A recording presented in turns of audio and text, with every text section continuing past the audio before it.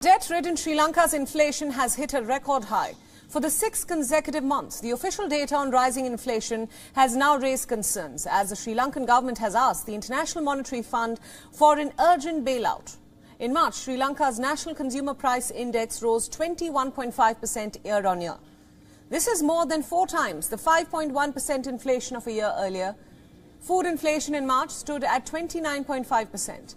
These figures are likely to rise further. Since the start of the year, petrol prices have increased by 90%, while diesel, which is commonly used for public transport, has gone up by 138%. Sri Lanka is now on the brink of bankruptcy. The country's foreign exchange shortage has led to a slowing down of imports, including essentials. Shops have had to ration the quantity of rice, milk, powder, sugar, lentils, and other essentials. Sri Lanka's economy has collapsed since the onset of the pandemic, due to which the tourism revenue took a nosedive as well, and so did the foreign worker remittances. The government has announced a default on its foreign debt. Foreign exchange reserves have been diverted to finance essential food and medicines costs. Meanwhile, the crisis has forced four of the biggest and most prominent companies in Sri Lanka to call for immediate actions to solve the economic crisis. These companies are leading FMCG and pharma brand Hemis, the leading network provider Dialog, supermarket and hotel chain John Keel's, and Sri Lanka's biggest apparel manufacturers Mars. All four have now highlighted the present crisis and sent out a message that an immediate change is needed while safeguarding the rights of the people.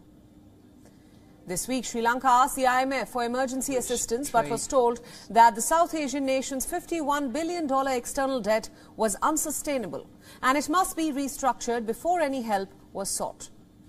Sri Lankans have endured months of shortages and the crippling shortages of essentials. They are forced to line up for hours to buy the limited stocks available for basics such as food, cooking gas, fuel and medicine. Protesters have been taking to the streets across Sri Lanka every day since March. On Thursday as well, demonstrations continued over the country's worst economic crisis in decades. Crowds of people marched through the capital, Colombo, waving flags and banners aloft.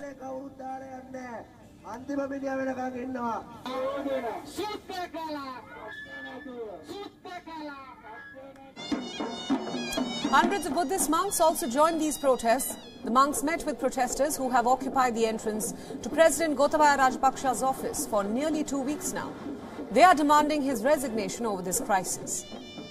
On Tuesday, the police clashed with protesters in central Sri Lanka, killing one of them and wounding nearly 30. At least 8 people have also died, waiting in long lines for fuel in the past 6 weeks.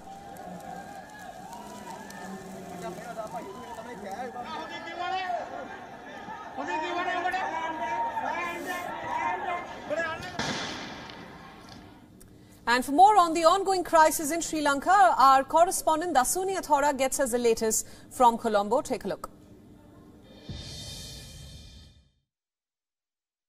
Amid Sri Lanka's worsening economic crisis, some of Sri Lanka's biggest brands and biggest corporates issued statements as of recent days, siding with the people and their voices, and to clearly state that these companies and brands will be taking the side of the people and will be listening to the struggles that these people have been mentioning and demanding, as well as protesting for the past few weeks here in Sri Lanka. Now, this is an unprecedented move, as all these brands are the pioneers of what they do here in the country and have largely remained neutral and apolitical for over decades, which only signals how dire the situation here is in Sri Lanka, where large companies are now coming forward to make their stance and make sure that their intentions are heard by the people as well as those governing, and to purely listen to the voices of the people that have been demanding for President Gotabaya Rajapaksa and the Rajapaksa-led government to simply step down.